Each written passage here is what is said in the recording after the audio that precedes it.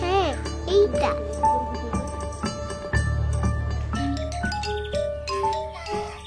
দেখো দেখো, আব্বু ফোন করেছে। মামনি, আব্বু। ঈদে দোকান বন্ধ হলেই বাবা বাড়ি চলে আসবে। চিন্তা করো না মামনি, আচ্ছা। কেমন?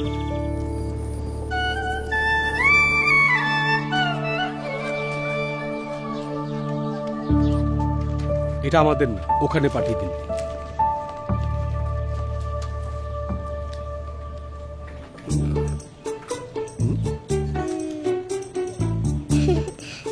আব্বুর জন্য ঢাকায় পাঠাবো। বাহ, এত সুন্দর জিনিস। আব্বু যখন বাড়ি আসবে তখন তুমি নিজেই দিও, কেমন? মন খারাপ করো না একদম।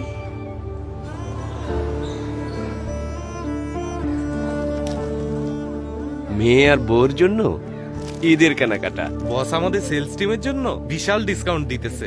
তুমি ভাই নিজের জন্য কিছু নাও।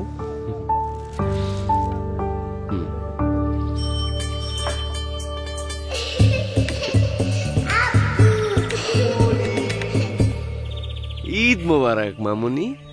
তোমার গিফট মামুনির জন্য নতুন জুতা, ওয়াও, মামুনির জন্য নতুন জামা। কি সুন্দর।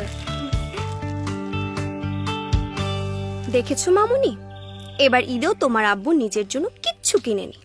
সে কখনোই কিনে না। কিন্তু আমার কাছে আব্বুর জন্য একটা জিনিস আছে।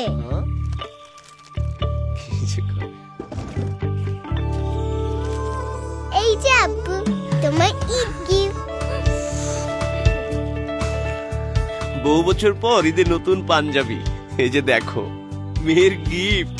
ঈদ মানেই প্রিয়জনের ভালোবাসা। যে যেখানেই থাকুন, হোক ভালোবাসার বিনিময়। ভালোবাসায় ভরপুর হোক আপনার ঈদ। ঈদ মোবারক।